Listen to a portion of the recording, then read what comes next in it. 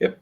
So one thing I was going to do, so you got a little German thing because you got that windmill going, which is very cool.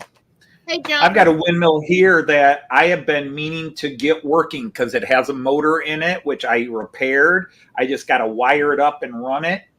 Actually, I still have to get one more piece for it to run, but it actually would, the propeller would spin, the arms would spin, and it actually would go in a circle if you wanted it to. It's been sitting there. Well, I've had it for about 7 years, and I fixed it about 5 years ago. I just have to get that one piece. Hey, John, do you have a birthday? Hey, Steve. Hey, there's John from Schuylkill River Valley. Schuylkill. I said Schuylkill. Schuylkill River Valley. I did it the British way, where they say the SCH as an SH. Schedule. Although they do say school, they don't say shul, which I find a little bit inconsistent with the British language, shall we say, the English language. Yes, Steve. Valley just goes sniff, sniff a little glue. Yes, I've been sniffing a lot of glue today in here.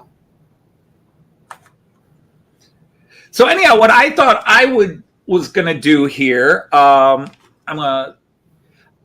I just opened a new turnout because I'm going to replace a couple of turnouts here. But I thought I would start the night off, depending on your point of view.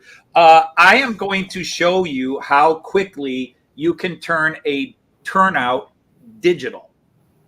Oh, cool. Okay, so everybody has to, this is the wonder of the Merklin system. Okay, so you have a manual digital, it already manual turnout here. I'm going to enlarge myself here, which always sounds weird when you say, well, not like that, Anthony. Hey, I'm fine with you making me small. It's the only way I'm going to get there. So it's got a little manual.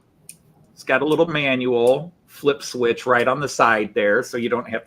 But if you want to make this digital. Hey, Carolina Foothill.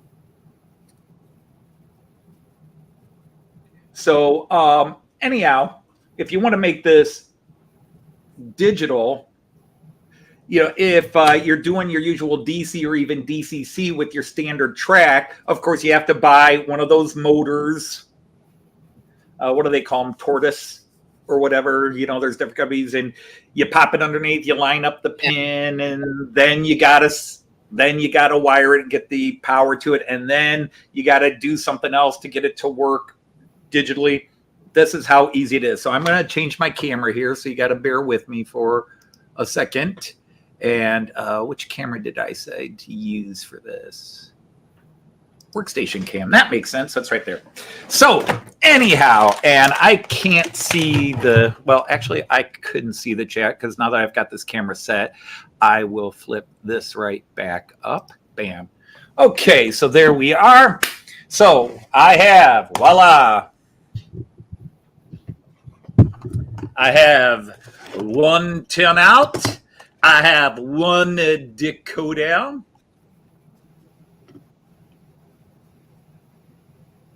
One digital decoder. And I have one little motor. Now, I don't have to do any drilling on my table. I don't have to do drop wires. I don't have to have a feed to anything. This is how it works. So the first thing is, this is that Merklin C track. Got to get in the camera where it's not bothered. This is that Merklin pre-bedded C track. It's 3 rails, so you can see the little nubs in there that are 3 rails. So first thing I'm going to do is I'm going to open the motor. And yep, that's everything. And the instructions are in here, and they're in multiple languages. You get this big instruction booklet. It's in multiple languages, but I don't need it because I've done it so many times. Now, first thing is when you get this motor, this is wired. So if you want to do it to a multi-decoder setup, in other words, you're going to wire a whole bunch of things to one little box, or you don't have the full system I have. Anyhow, what you do with this when you get this is you take it off. You just don't need it? You don't need it unless you're doing a special type of If you're not going to do it with a decoder, you're going to wire it into one of these boxes where you can plug like 16 of these in and it acts as one decoder. Okay. But since I'm going to use the decoder, I don't need it. So I take the motor out. There's the motor. This is their newest version, which is, there we go, 74492. But anyhow, this is going to sit right in here. And let me see the best way to do this.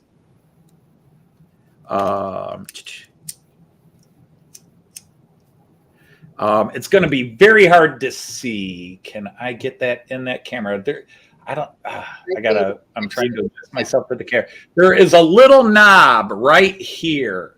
Okay, and when I flip this, it will move back and forth. It's right in here. Problem is, I think my thumb takes the light out. You see that pops up? Yep. Right in there, it pops up. Come on. There it is.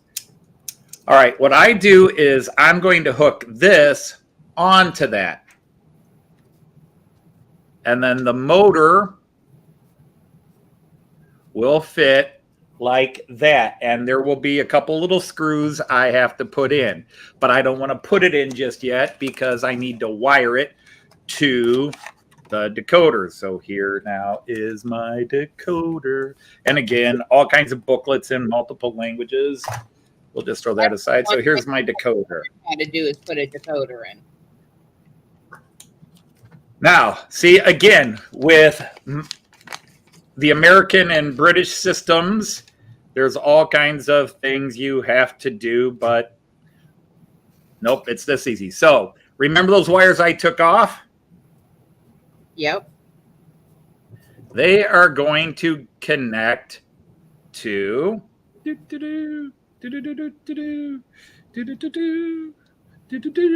going to connect. There's 3 wires here. There's only one way they'll fit in. See, I'm holding it up to this camera. I should be holding it to this camera. So there's little wires here. That's going to plug into here because this is the decoder, and that's the signal that goes to the motor and tells it work. So I plug that in there. Or at least. And then this one, this is your power wires. You've got your power wires here. Okay. Those will plug into that socket. Oh my God. I've got everything in the way. They'll plug into that socket right there. You just got to make sure you get it in the right way, Pilgrim. I always forget myself. There we go, because there's only one way it fits in. So just put it in. And believe it or not, you're almost done. All it is now is attaching. So as I showed you, I will hook. Whoop, let's get this in view. I've hooked over that little pin there. And I will take my screws. All the screws are already preset here. So I just got to find where I put my screws. They're right here. Come on, open sesame. The hardest job is getting the bag open and getting the screws to work. And my biggest issue is just because everything I'm doing with Miraklin, I'll use my official Miraklin tool set. What's that, Tammy? I said my biggest problem is making sure that I can keep a hold of those screws. Yeah. Oh, my hands like to fight with it. So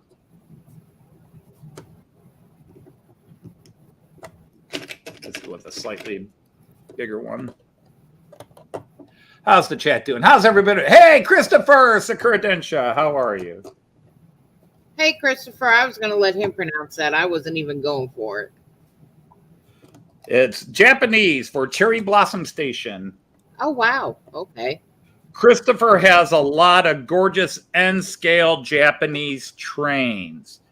That's why he loved your little Godzilla Tokyo my little Japanese.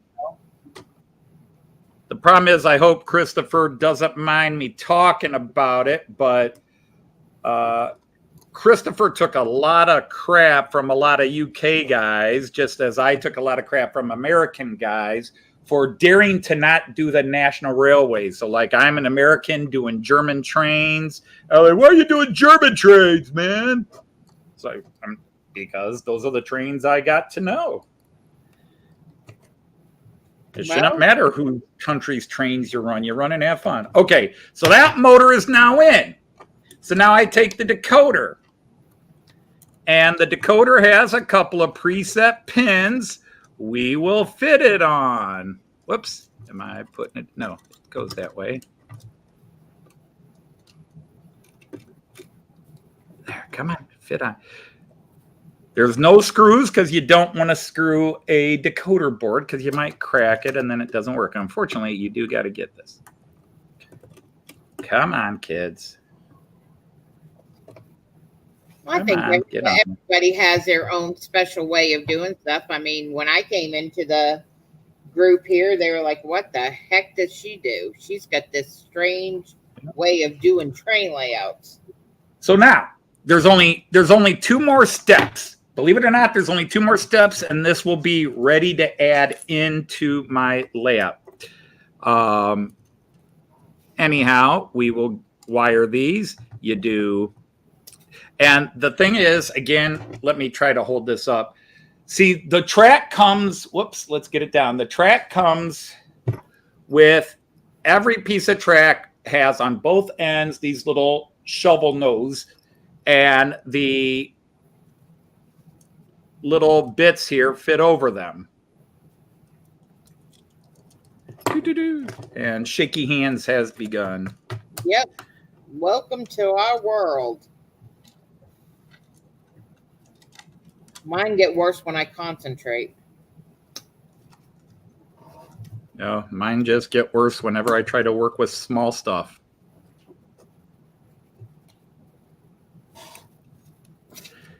Oh.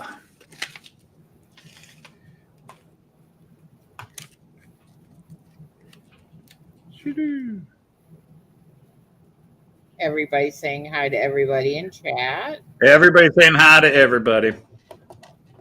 All right, so anyhow, I got to get this wire out of the way. I was going to the... So I fit...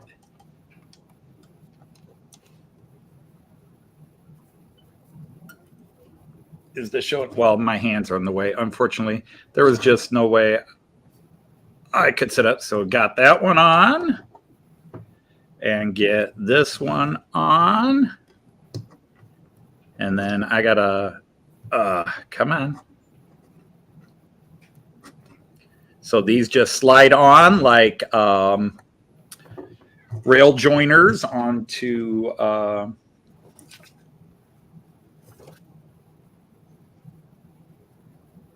the yellow goes to B. And so the yellow one goes to this side. Come on. I actually have a video about doing this, but it's a few years old. But yeah, so now if I could get this on, so that's it. The yellow wire goes over to the turnout side and connects this way. The other 2 shovel noses are connected there. I only have to do one more thing and it's ready to go. This is a decoder. Let's get it in camera. And will it focus in well enough? Focus, focus, focus. Anyhow, you have the numbers 1 through 9 here. I'm sorry, 1 through 10. And you just pick. Steve said, make it DCC controlled. Yeah, this is making it DCC controlled. This is making it complete. Again, I could add just the motor and then that group of wires here. I would connect that to somewhere else, and then you would run it by whatever switchboard or whatever you want to run it by. Or if you want to make it DCC, you add the decoder and everything wires under the track. So that's why you get this extra set of wires in case you're not going to make it DCC controlled, or you're going to do it a different way, which is you wire it to a box that you then set the address here. But here you can have the decoder straight in. But what you have to do is set the address because it's binary. Everything's an on-off switch and you have 10 plugs here. And I'm not going to go deep into detail with it. I will see if I can. I should have pulled up a picture. But let's see if I can get this on here. I don't know if it'll show. But you'll have an address. For example, address 1 says you would have 1 on and all the rest off. And it's just a combination. So address 2 is 2 on and all the switches off. Now you'd think address 3 would be 3 on and all the other switches off. No, 3 is 1 and 2 on and all the other switches off, and so on and so on. Now, so it's binary. It's set up that way. But anyhow, so this is address 210 because I have addresses. See, this is a left-hand turnout. The turnout goes to the left. All my left-hand turnouts start with the number 200. So there's 201, 202, 203, 204, 205, 206, 207. Some people will list where it is on their layout. I just do 200, and then on my planogram, my track map, I'll say, okay, this turnout here is 210. So if I wanted to make this 210, to make this 210, it says, oh, I'm one page off. To make this address 210, it is 2, 5, 7, and 8 on, and the rest off. So I just go down here, and this is so microscopic, but I will click 2, 5, 7, and 8. That's it. I'm done. All I do is put this in on my layout, fit it in wherever I'm going to fit a turnout in. And then what I will do is, I don't think I have enough slack, which I will go to my other camera here, and I will then show you the rest of this. Again, because nobody's using C-Track, I've already got a video up where I show people how to do this who are interested in C-Track and doing it. But let's go to my main cam. Bingo. And then all I do is go here. Here's my controller, my Central Station 3. And you can see I've got my turnouts labeled here. And all I would do is, I'm sorry, go ahead. Hot Dog Andy said 3, 5, 7, 9, little white line. 2, 5, 7, 8, and everything will be just great. Anyhow, once I connect it into my track, I click the plus and it says, what are you adding? So I will click, I'm trying to hold the camera and I'm holding the camera in the wrong hand. Actually, it's my left hand. And then over here, you'll see it added. And then I would just double click on this. And for some reason, it doesn't want to open. Oh, wait, I have to hit OK. And now hit edit.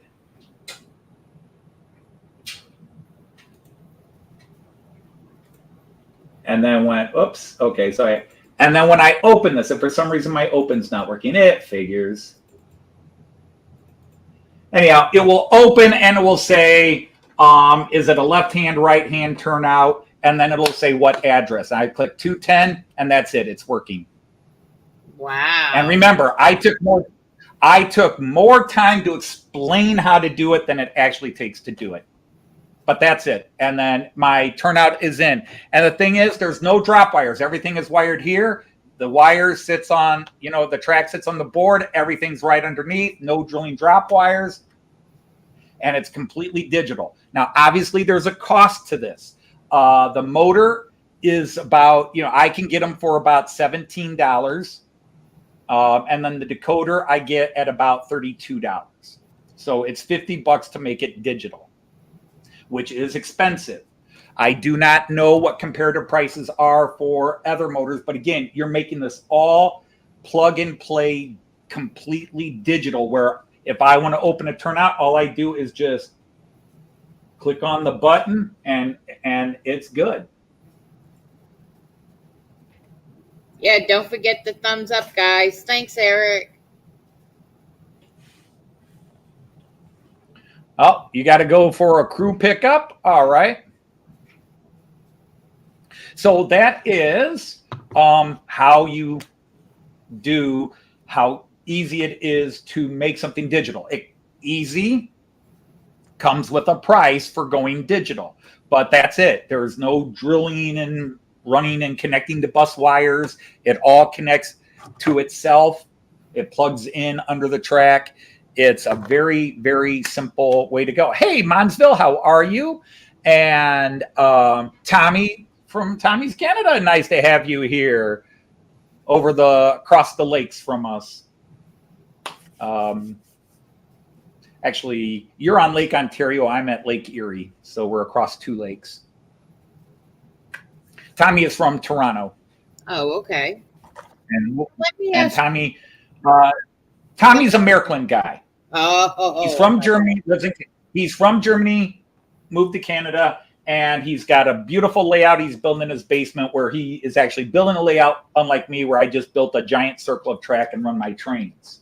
But he's got an awesome channel. He does speak German. Originally, he would do 2 versions of each video, one in German, one in English.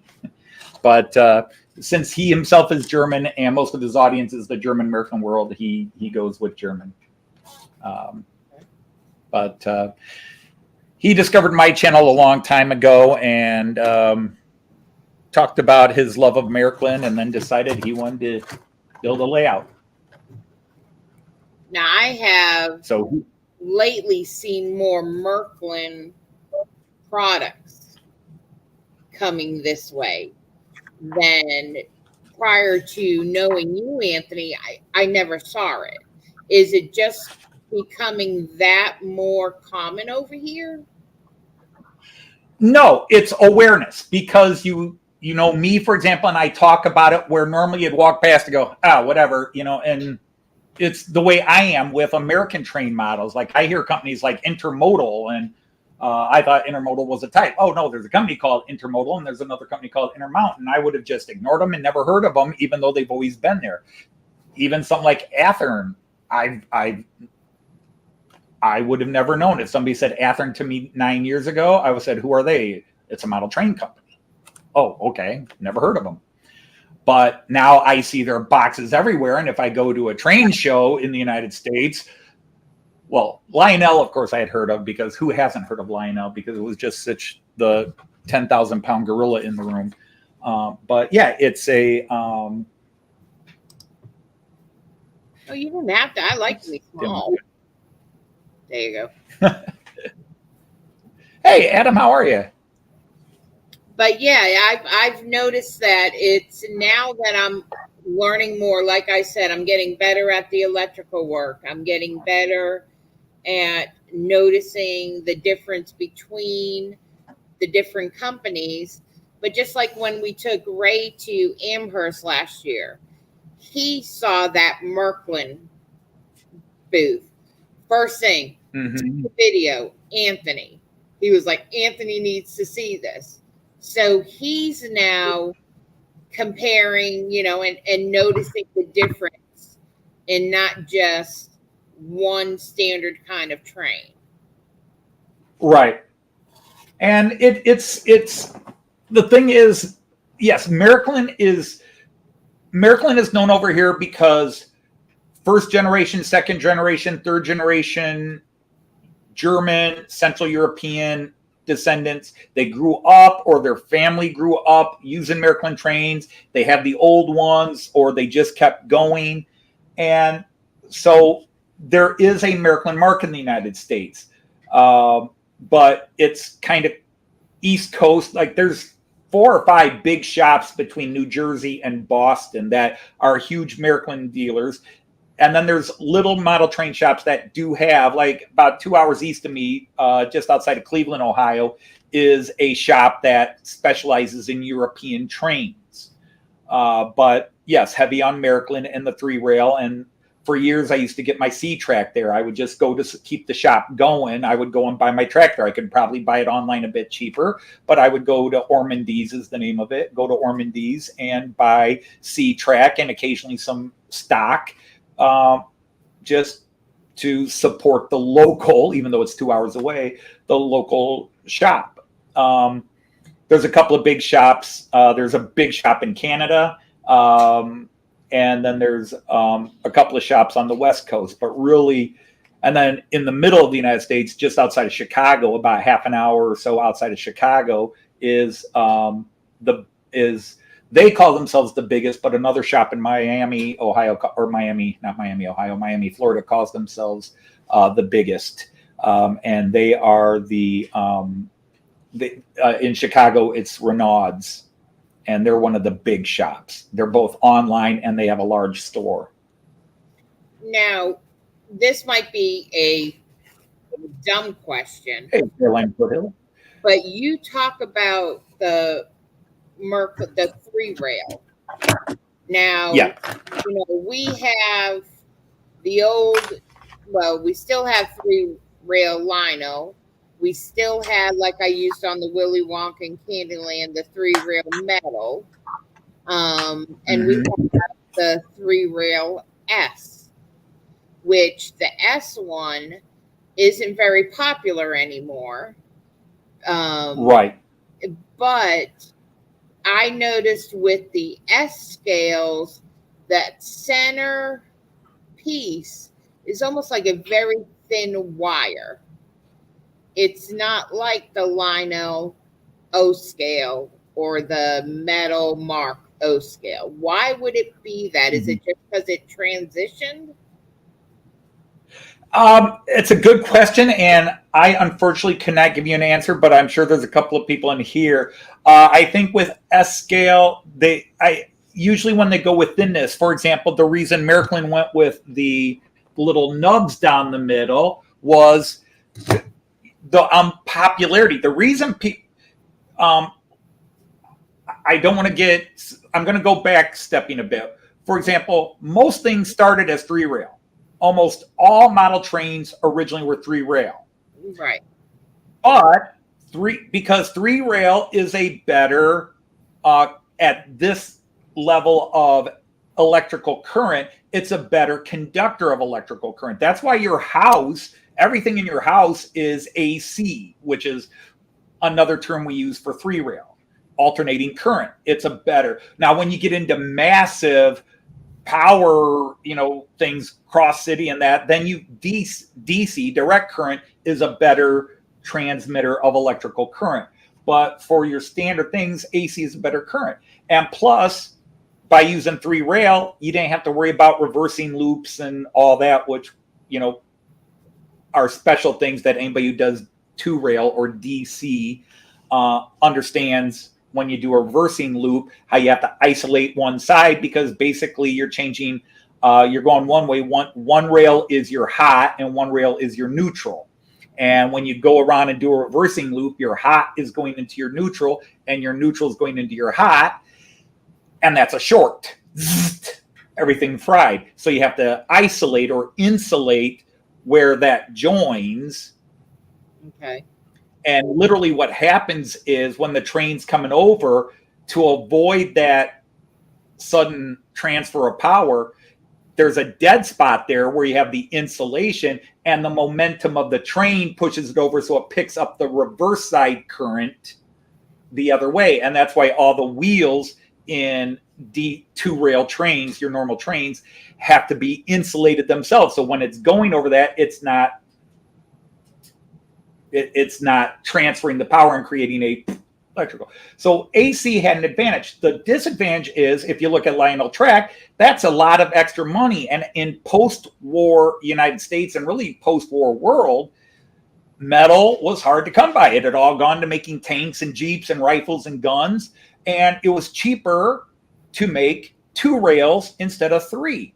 Plus, once you started making 2-rail tracks, people said, oh, that looks much more realistic than that ugly 3rd rail that, except in certain areas of the world where they actually do have a 3rd rail in real life trains, it just didn't look realistic. So Miraklin went with the dot.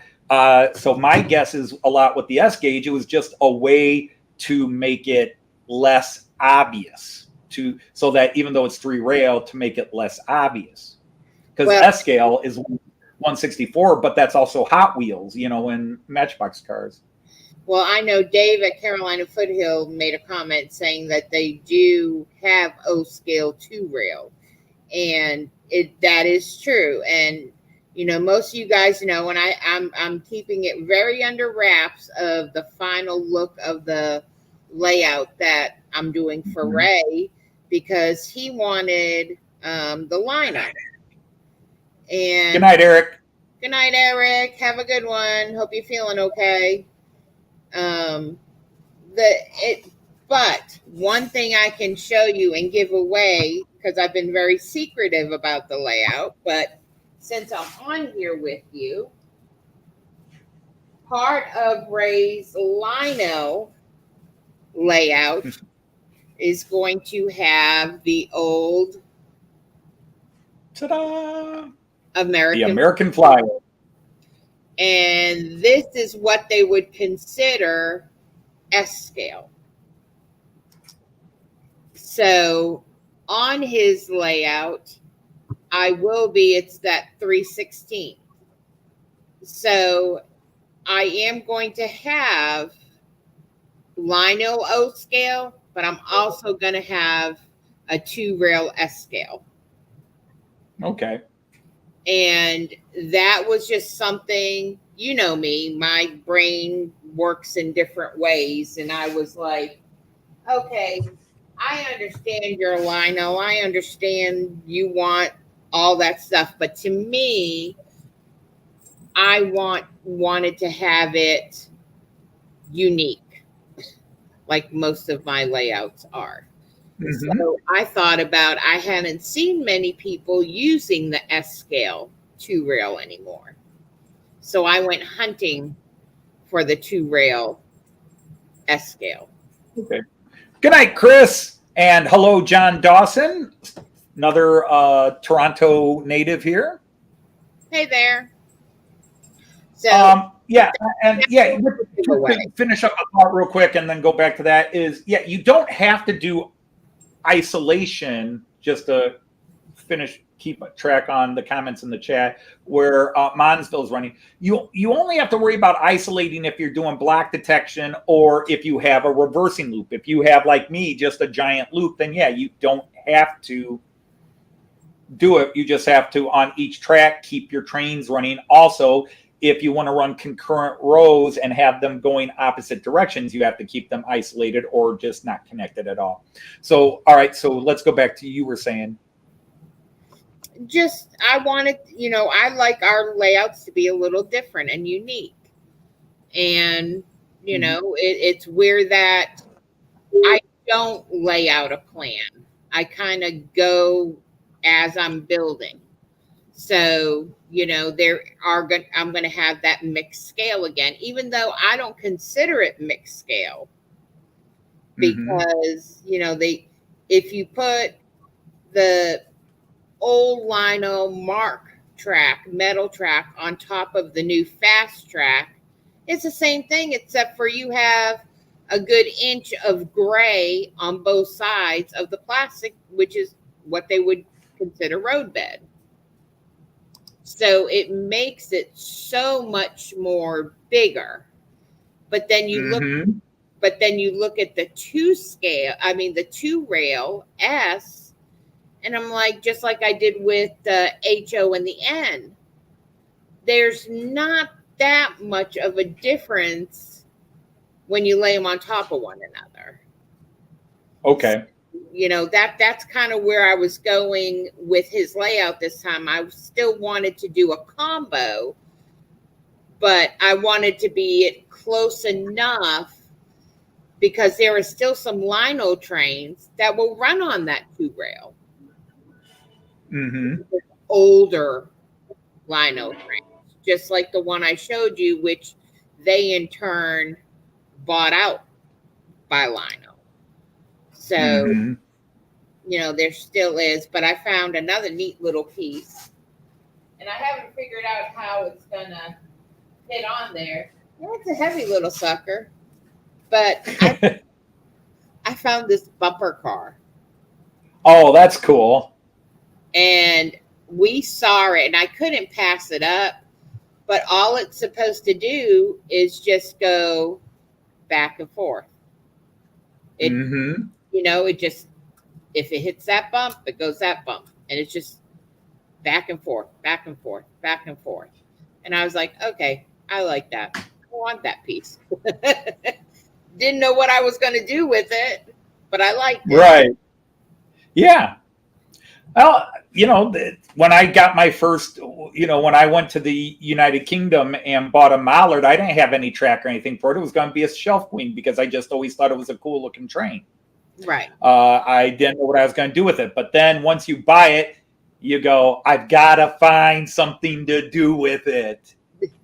And it just happened that the next layout Ray wanted was, a traditional lino layout. And I was like, oh, Mom doesn't do traditional real well. So, okay, how can I throw Mom's craziness into the loop? So he's okay with it. I have to run it by the boss first, because if he don't like it. Right. Monsville, my personal answer to your question is, yeah, I would call it multi-scale, because HO and 00 are the same gauge, but they're different scales. So, but a lot of people do it. You can't get something you want something in HO scale, but it's only 00. I had that incident when I got the American Flying Scotsman, which is an HO scale British train. And then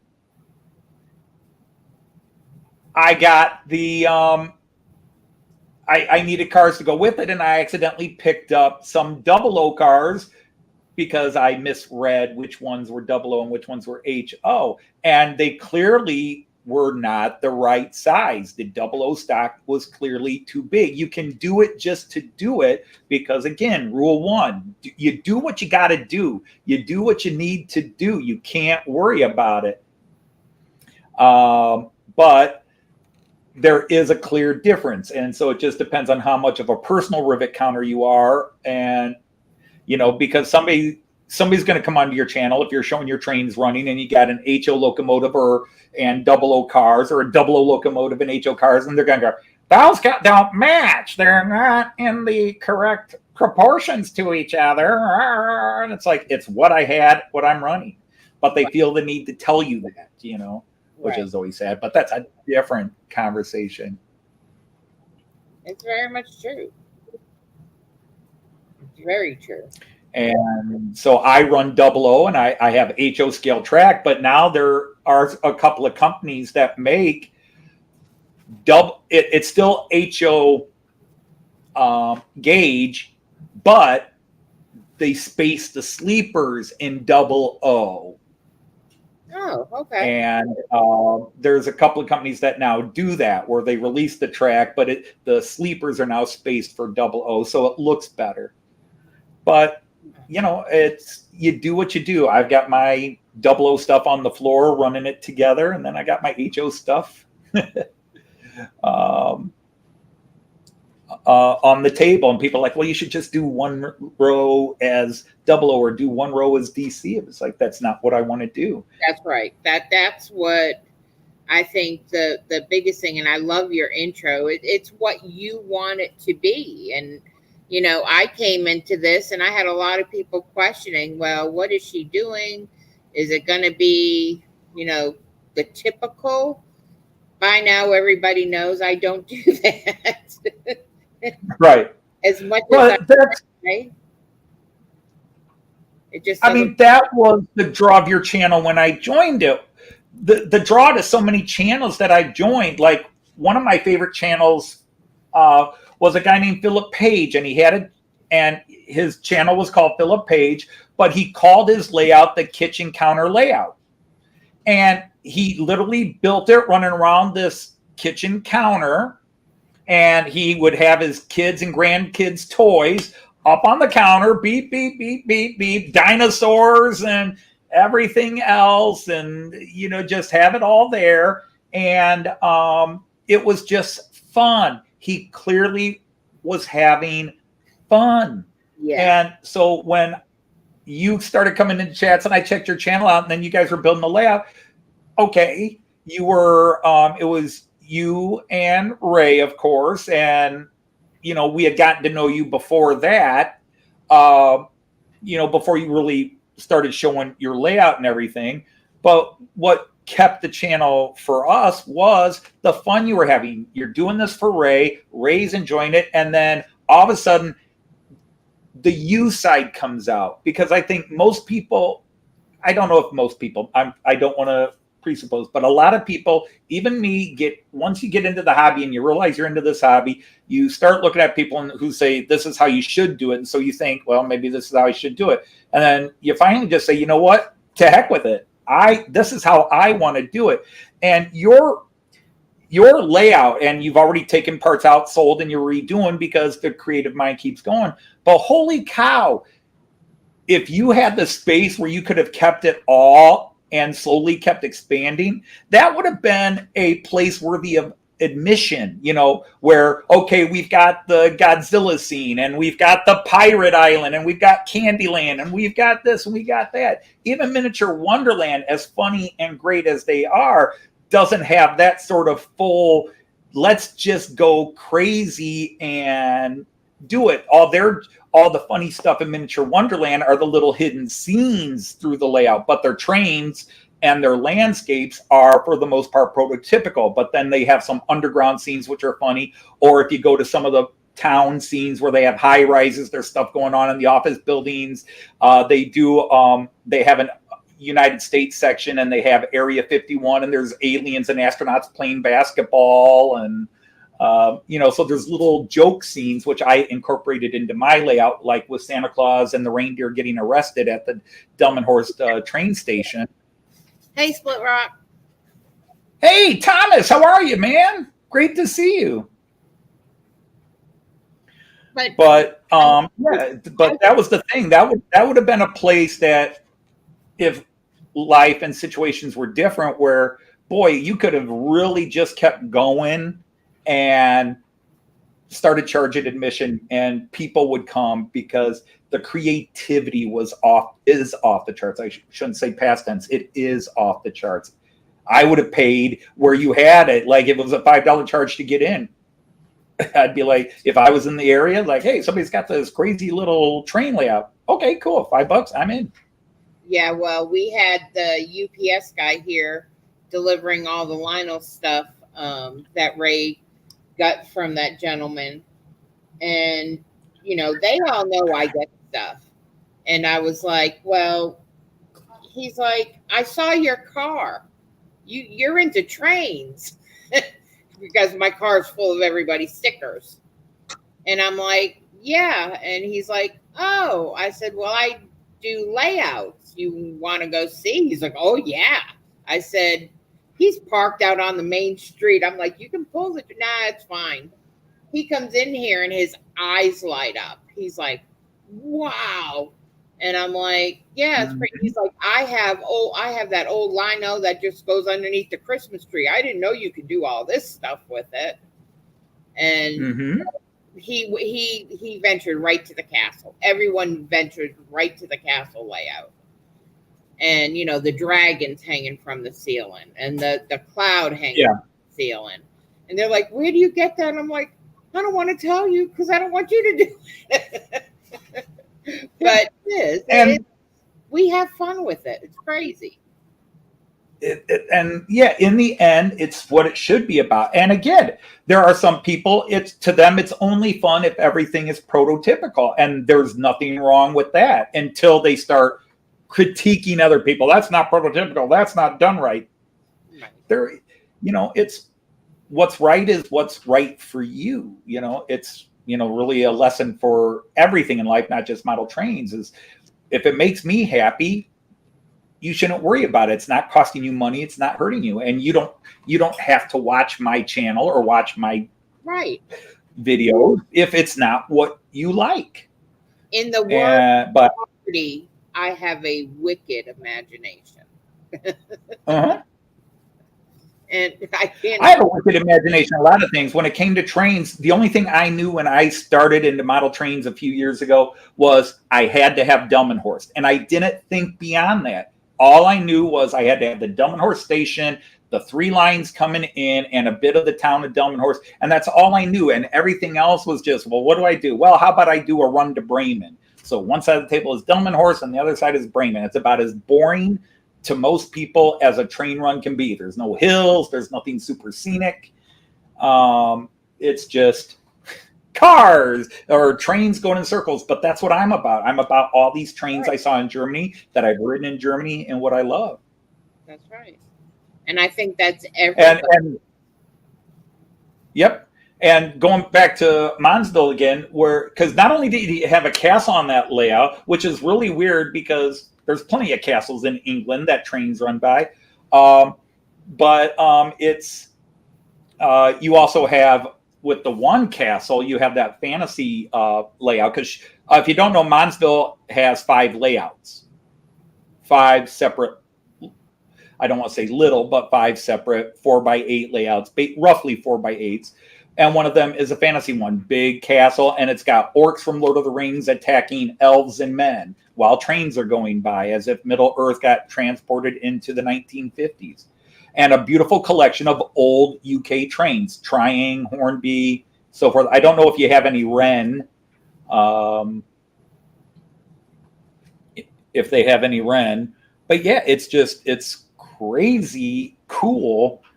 And the fact that they have 5 different layouts that they can do a little bit something different on each one. Yeah, and that's how ours was. Kind of what you did.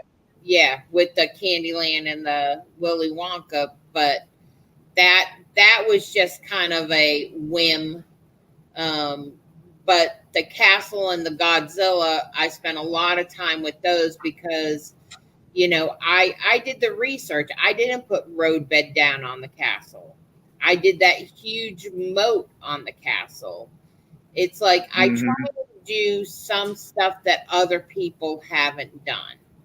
I want to keep that enthusiasm into the hobby of, oh, wow, you can do stuff based on video games, on movies, on different things. It just doesn't have to be that Southwestern version of a layout or just a city layout. I have no idea how I can do this. This is something I picked up recently that will go with my Fowler car system once I get it going. And I just got to figure out, let's see, it's brown and yellow. This is where I need Joyce. I need a third hand. You're not going to shock yourself or anything, right? No. It's only a 9-volt battery. Okay. It's just holding everything, but that's the problem, holding everything. Maybe I should set up on the battery first. Make sure I got this right. Yep. There we go. Until I knocked the battery over, I had it perfect. Klutz. I haven't heard that word in a long time. Well, if you hang around me, you'll hear it because I call myself that all the time. I didn't used to be a klutz, but as I've gotten older, it's definitely taken over. Now, are you going to hold there? No, you're going to pop out. Don't mind me, folks, just experimenting with electricity. Don't try this at kids, huh? Don't try this at home, kids. That's why I just said, are you going to electrocute yourself? Hey, Dave, Crooked River. Yeah. Anthony's getting ready to have spark. But come on, where are you? Over. So it's little stoplights that go, whoops, turn it the other way. So red one way, green the other, and they'll be automated with my bus world. So yeah, the one light is, you can see the green. The green, well, if you turn it sideways, you can see it's green. And then when you turn it this way, and there you can see it's red. There you can see them both. And I got a couple of those. And this is just simple. It's 12 volts, so I would wire these in. I got to get 2 more of these, but you got to pop them in these you do got to drill down and then wire the power. And then I have plugs here, and I'll just have a power system. And when I want it on, I'll turn it on. When I want it off, I'll turn it off. And that will work with the Fowler car system because it'll be the crosswalk where the pedestrians cross. Because you have the pedestrian zone where no cars are allowed, and then you have 2 lanes of cars. One going. No, they both go one way. It's 2 lanes one way, and then you have the crosswalk, and then you walk through basically the bus area. You have to watch out for the buses coming in, and then there's another set of you walk through the bus, and then you cross the 2-lane road going the other way, and then you get to the train station. Oh, okay. So it's so I have to have 2 sets of those.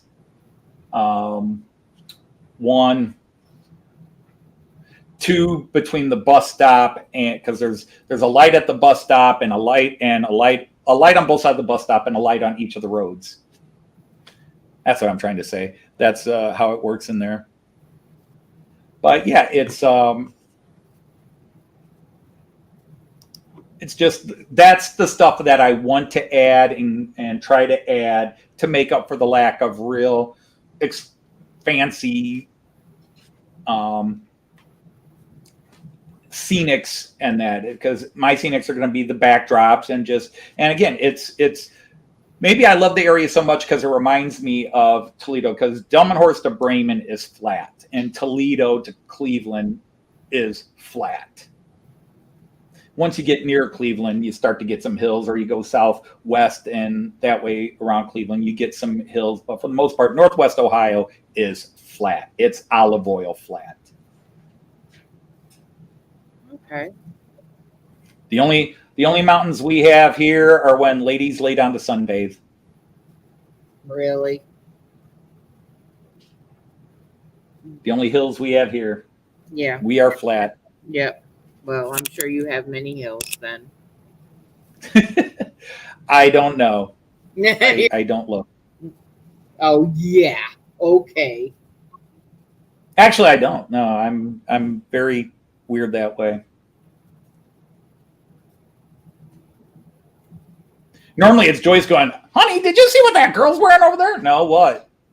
That's what I do to Philip. I'm like, "Did you see that?" He's like, "No." I'm like, "What? How could you not have seen that?" I will never. He's like, "Okay." No, I get in trouble. I was talking about this Friday on my live stream. I am a T-shirt reader. If you've got something written on your T-shirt, I'm reading to see what you got, because maybe it's something funny. And so I am a big-time T-shirt reader. And I have been yelled at a couple of times by women for staring at their chest. I'm like, I'm not staring at your chest. I'm staring at what your T-shirt says. You don't want people staring at your chest. Don't put something that says something on it. That's true. That's true. Yeah, I can agree with that.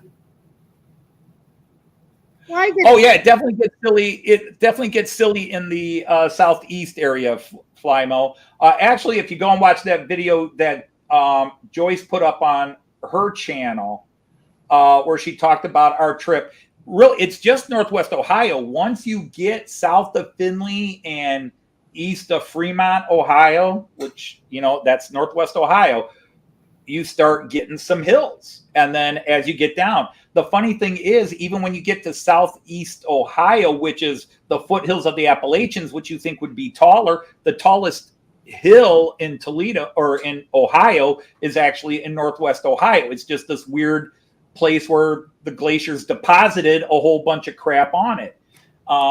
And you go, so, and the foothills are actually in the Ohio River Valley. So they're technically taller hills, but their height above sea level is lower. Their vertical exaggeration is greater than Campbell Hill in Northwest Ohio, but their height above sea level is actually lower, because they're in the Ohio River Valley. Well, I got a little bit more. Yeah.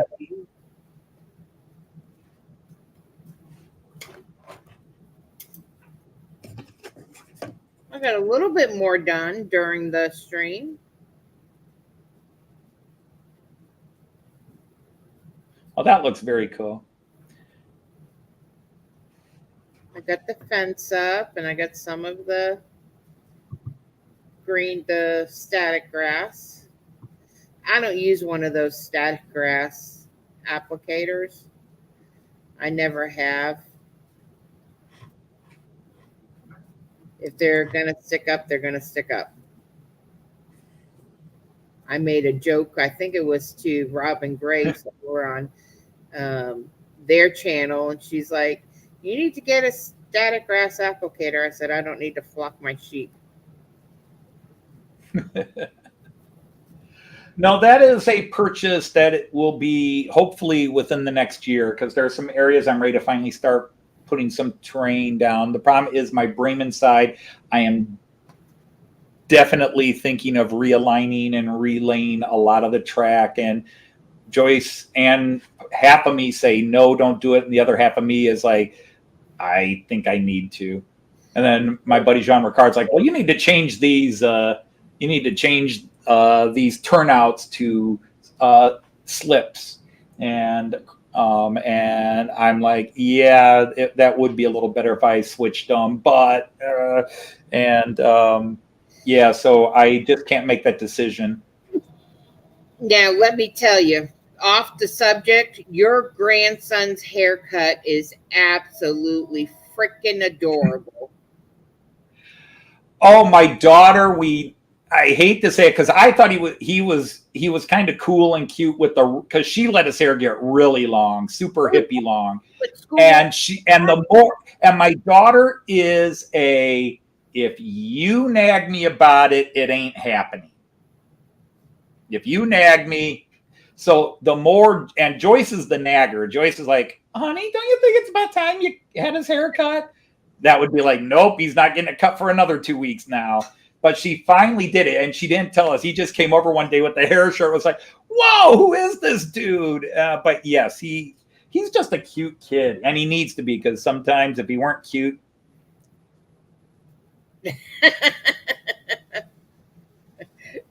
Nah, he's my only grandbaby. No, he's my one and only, and he's your side. So, yeah, and I feel bad for him, because he has got absolutely he has no siblings. He has no cousins. He has no first cousins. And any cousins and second cousins he might have are all a lot older than him, and they don't live nearby. And in the neighborhood where he lives, there are no kids his age. There's a park that he occasionally goes to and will meet kids, but he has absolutely zero social skills with other kids. So 3 weeks ago, he started preschool. He's 3.5, so he started preschool, and he's having to learn that, because he has kind of developed. He's the center of attention. It's mom and dad. When he's at grandpa's house, it's all about him, and it's entertain him and play with him and do things with him.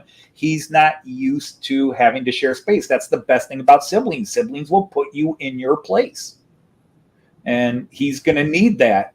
And because he expects every kid is there to play with him, not for him to go play with them, but hey, I want to do this. You all have to come and play with me. He's King Kyan. And a lot of kids are like, no, I don't. He's King Kyan. He really is a sweetheart. He's the worst thing is he's a parrot too, and nobody in my family has a virgin tongue. We all talk like sailors. Joyce is probably the cleanest mouth, and even she can drop a few words here and there. And the worst thing, you're not thinking what you're doing. I'm working on something, and I drop it. I'll go, son of a bitch, and he'll walk right up, going, "What son of a bitch, Opa? Don't say that." That's everyone when they that. And I'm just scared to death. He's going to do something because he did that. Real Ray, he's a sailor too. Don't let him fool. He did that in front of everybody on Labor Day. He dropped something. He went, "Oh shit!" That's great. We're just all like, but that's great. Everybody thinks Ray's just this sweet. Man, he's got a mouth on him, and sometimes in the video you'll catch him hearing him doing it, and it's like, you know what? Don't forget he's 27 years old. You know, right.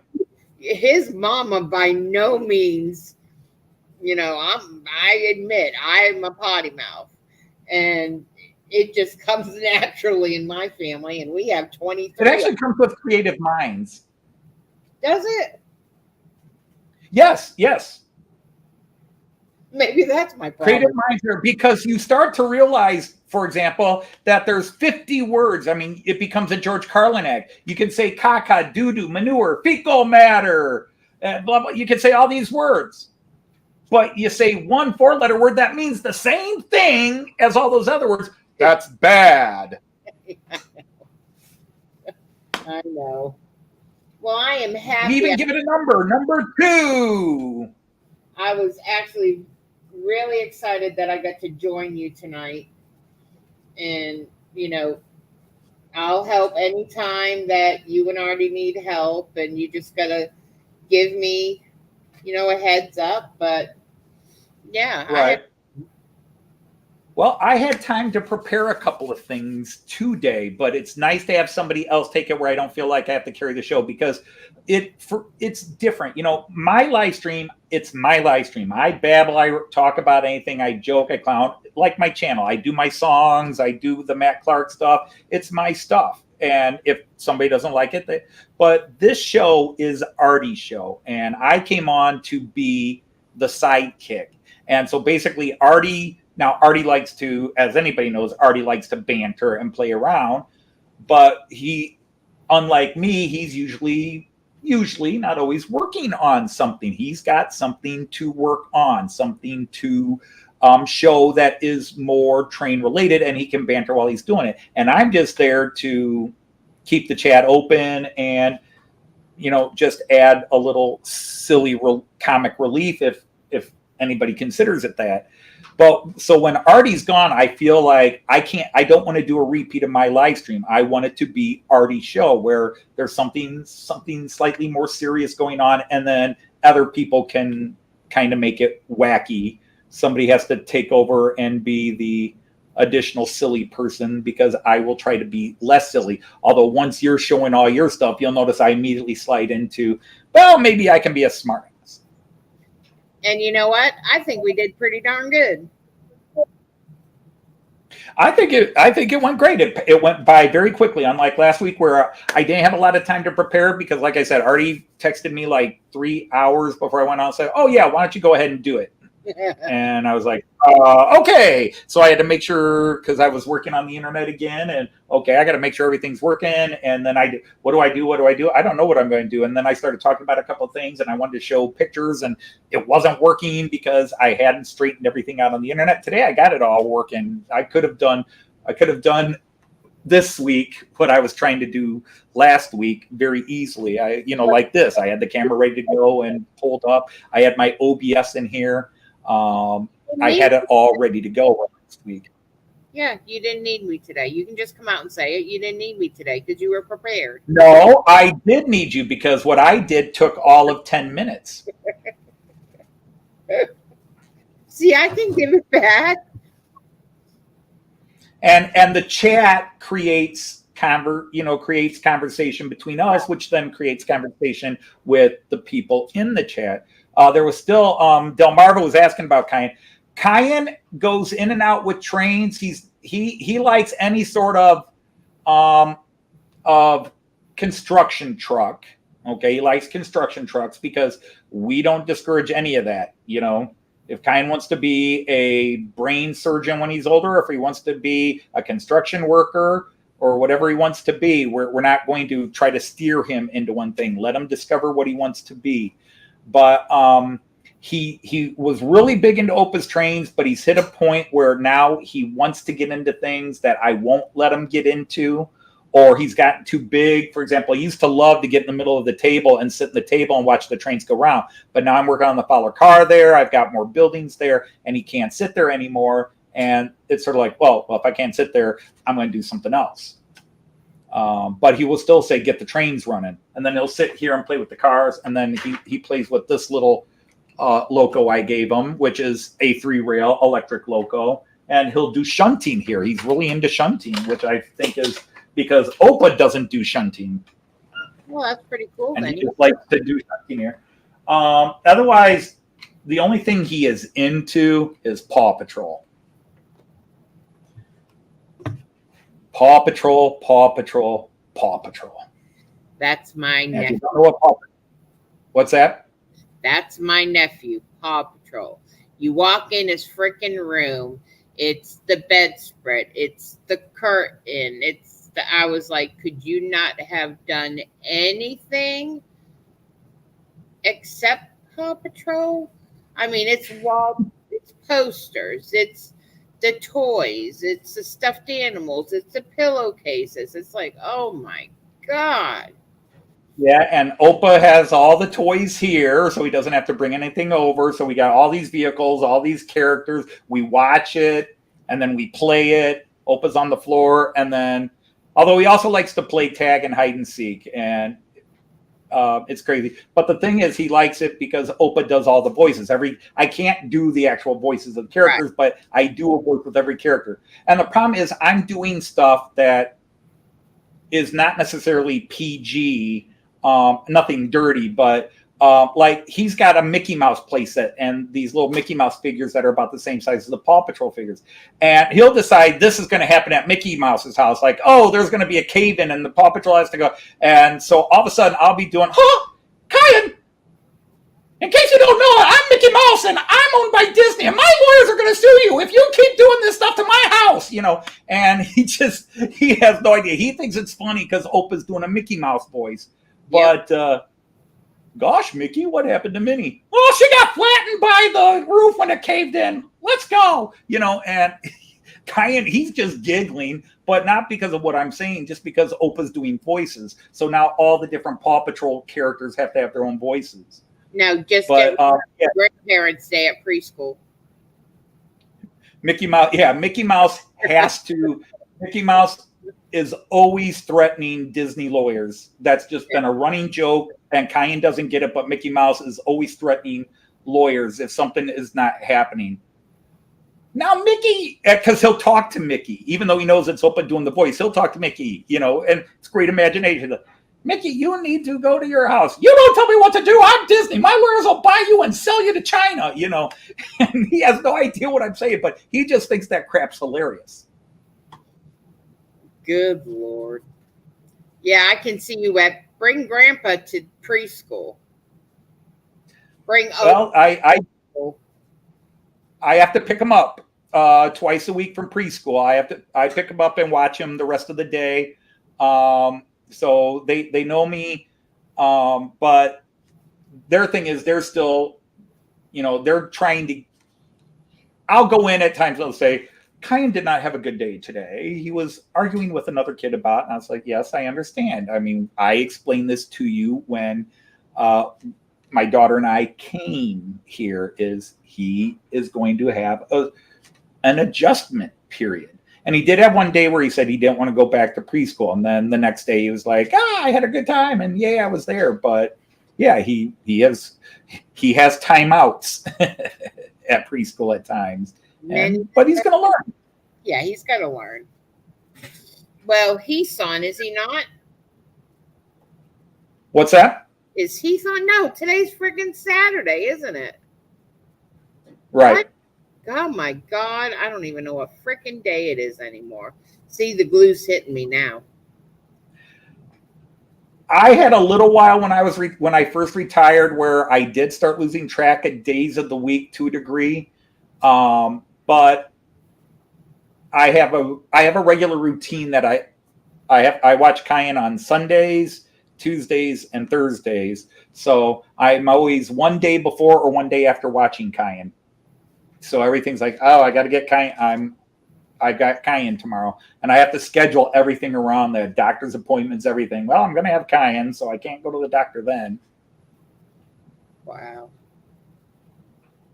No, I every time we go to a family event, I always remind Philip that I probably will never have grandchildren.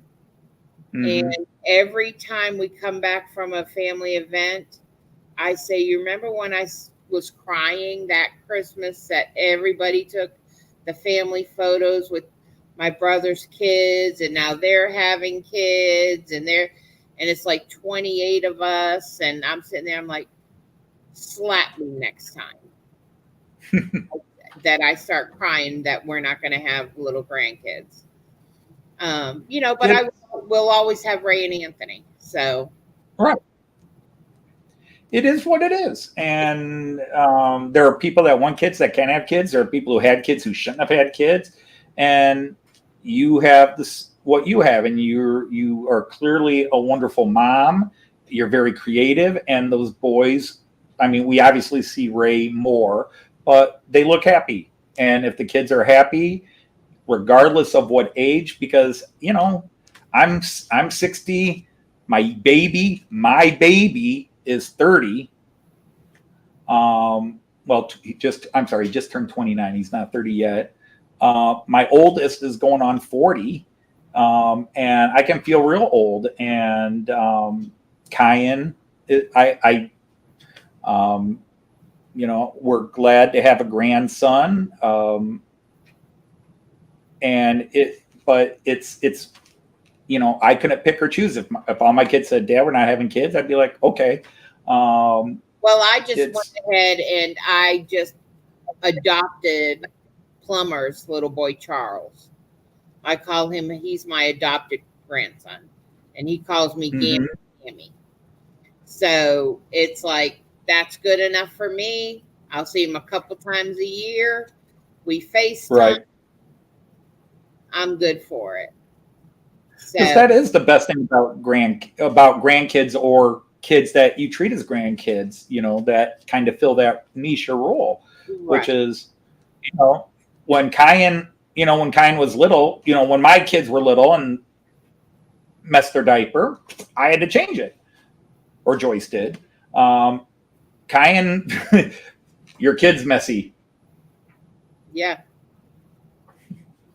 I get to send Cayenne home at the day, so I get all the good stuff, and I don't have to deal with he's fighting going to bed. And I said, gee, I wonder where he got that from.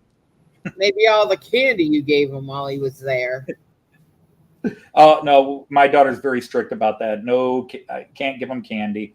Can't give him candy because he was a preemie, and she was diabetic, so there's special things there, so he has to have a very limited candy intake.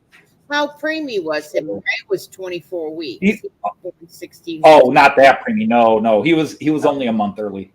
Oh, Ray was born 16 weeks early. Oh wow. Yeah, he was 1 pound 16 ounces and fit in a Christmas stocking. Oh wow. Yep. So he's come a long way. He's had 13 abdominal surgeries. He had a trach for about a year, and then at 3 was diagnosed autistic. So the autism was a piece of cake compared to all the stuff the NICU. I see people doing the TikTok and YouTube of when they're preemies and how they go into the stages. Well, that wasn't big back when I had Ray in 97. Right. That went now, I never left the hospital. 101 days Right. in the NICU. I slept in the recliner. They could not get me to leave his side. And now they don't allow you to do that. They'll send you to like a Ronald McDonald house or something like that. Mm-hmm. And then he was supposed to be born down here in South Carolina, and I had him in Massachusetts, which we're from, but they wouldn't release him and let us drive to another state because he had the trach in. So they medevaced us from Boston to Columbia, and then drove. Okay. And my dad's friend drove us home, and Ray coded 3 times on the ride home. So I'm sitting in going on Highway 77, pulling a trach out, putting a new trach in. By then, it was just like clockwork. It was like nothing, like what you just did with it. But that's something nobody can truly understand or imagine unless they've been through it. That's heartbreaking. And even though you're through it now, I mean, you went through that. That was. Yeah, I mean, we had so many surgeries that, the doctors down here in Charlotte were like, we don't know if he'll come back from this one because we're opening him up for the 7th time. And, he has the scars to prove it, but the Ray that I have, I wouldn't give up for anything. Absolutely. It was too much of an investment, to make it sound so cold that way. But yeah, I mean, you do that with any kid, whether what you've been through, it's just, I look at you Ray, fought too hard to have them. Right. I fought to keep him when others wanted to give up on him. But then in turn, Ray being born 16 weeks early at 1.5 pounds, my second one, Anthony, I made them take him 2 weeks early because I had gained 98 pounds with him, and he was almost 14 pounds when he was born. They had no numbers to fit him. They had to go to the gift store and get the teddy bears and take stuff off, the clothes off of them. And, my dad keeps on reminding me, he said, when Anthony was born, the doctor looked up and he said, I think I just delivered a linebacker. But I went through the postpartum with Anthony. I didn't have time to go through the postpartum with Ray because I had to have my wits about me. So you have the different experiences, but they're total opposites. Because we didn't have any issues with our kids. It was having kids. And we wound up with 3. But like Joyce had 2 miscarriages between our first and second daughter. And when we had our second daughter, Joyce was in denial that she was pregnant.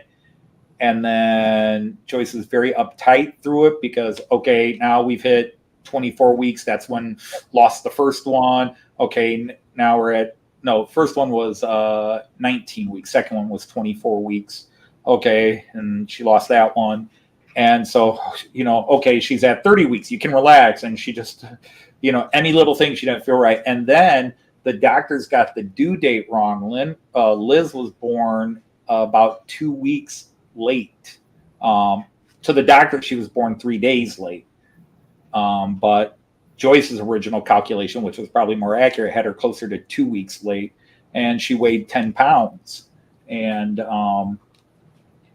she ripped Joyce apart where there was concern Joyce wasn't going to come out of that room, that we were going to have a new baby and no mom. Which was the most terrifying thought in my life. That was very tough to go through, but I can't. Nobody ever said that to me back then. They say that to me now. Mm-hmm. That you can't go anywhere. Nothing can happen to you because then everything will fall apart. Right. It's like, huh? Nope. No, you I can't. got kicked out of the room and I stood out there until they dragged me further. It's like I was in panic mode, and they threw because they had me in the living room and with the first kid, and even early on they're like, "You want to catch?" I'm like, "I'll drop the kid," no. And then all of a sudden it was like, "We got a problem here." What? Yeah. And there's blood everywhere. It's like, we've got the, we're gonna have to get him out of here. What's going on? What's going on? And Joyce to this day, because Joyce didn't do drugs on the first delivery. It was all natural. The second one, she was going to do all natural, and then they said, "No, you've got an issue here. We're going to give you drugs." So she's not even aware when I talk about how bad it was. She's like, "That didn't happen." I'm like, "You were doped. I was there." Yeah. Yeah. They gave me drugs with both, but Anthony, that was a whole lot of wow. I mean, I just, I had no shoes that fit, no pants that fit. I had one shirt that fit. And I finally looked at the doctor and I was like, you have got to get him out of me. I don't care. And they did the amniocentesis to make sure that the lungs were developed. But it's right. and now I even see babies born at 22 weeks and they're surviving. Yeah. The technology makes it a little easier. It's still not easy for anybody, because that's my thing. Maybe as a teenager, I was a male chauvinist pig a bit, but watching a woman go through pregnancy and then delivery, and you can get the biggest, toughest, badass man, force him to watch a woman go through childbirth. Would you want to do that? Hell no. Then shut up. Don't talk about women being weaker or whatever else. You watch a woman go through pregnancy and give birth. You're grateful they do it so that you don't have to. Sorry, yeah. Well, pontificating there. No, anyhow, we have managed to keep this going because of the wonderful chat until 9:30. And speaking of, good. It was great. It was great working with you. And so, yeah, even though I said I had stuff prepared, don't think that meant I didn't need it. I don't want to do this alone. I do Friday alone, but I run my trains and I can just sit back and babble, and then I'm out of things to talk about. Last week I felt like everything was wrong and not ready to go. So this week I had more time to set something up, but I still want somebody over there that fills the space. I do. I feel makes for good. I feel can't say I don't feel space. Well, we all do. Anytime. Just let me know. But anyhow, I am going to finish my evening because it's almost my bedtime. I'm an early bird. I go to bed early. Yeah, I don't go to sleep early. I'm past my bedtime. Oh, oh yeah. Except I do have a football game I need to finish watching too. I need to find out if Tennessee won. Did they play this week? Oh, I'm sure they did. I don't know. I only follow one team. Who? The Ohio State Buckeyes. Actually, I had two because our local college team plays. So anyhow, Tammy, thank you very much for not only helping me out, which was definitely needed, showing us your cool stuff, but more importantly, the great chat. So thank you for having me. I don't know if Arty will start feeling jealous or feeling like, they're going on without me and come back. But as I explained last week, a couple of people asked, where's Arty? Arty has had to take, for very specific reasons, an extended break from social media. But Tammy and I both know, because we're both very good friends with Arty. And considering Arty has lived with both of us and we're still friends, that should mean something, because Arty's hard to live with. Yeah. He's already told me he's coming back over, and I said, I don't know if I can do another 3 weeks, and you better not bring any of that crap with you. But yeah, no, it was great living with Arty and having Arty with us. But he was sick when he was with us. But when we Yeah. went to Australia, he was such a magnificent host. But he's dealing with some things that have been 4 years in the making based on a car accident. He was driving a truck. A woman ran a red light, and he had to avoid killing her. And but by avoiding killing her, he did damage to himself and his truck. And he's been fighting legal issues and all that since then. So that's why he's not here, because her lawyers are saying, since he's on YouTube all the time, That he's not hurt. he should be fine. He should be fine. So he's had to take a break. I'm giving away, well, he already has talked about it himself, so I'm not giving away too many secrets. Well, all I'm going to add to it is he's supposed to be doing Cab Crew Wednesday this Wednesday, and I'm going to do it for him. I don't think, I assume you will be doing it for him, or somebody else will be doing it for him, because he will not be hosting anything until this final matter gets wrapped up. But it sounds like things are going the right way. Yeah, but I've talked to the guys on Cab Crew, and I've got the 11th, so I'm doing it this Wednesday coming up for Cab Crew, and then I do my stream on Thursdays at 2:00 Eastern Standard Time and 7 p.m. UK time. Right. Okay. So, and then I'm Fridays at 3 p.m. Eastern US time. So again, Tammy, thank you. You were awesome. I am so grateful you popped in today, because it was nice to have somebody fill the gaps when I'm going. Thanks everybody in chat. And thanks to all of you who show up and keep this show going. So on behalf of Tammy and myself, on behalf of the band and ourselves, I hope we passed the audition. No, I'm going to say take care, everybody, and we will see you at somebody's live stream somewhere. Good night, everyone. Good night, guys. Take care.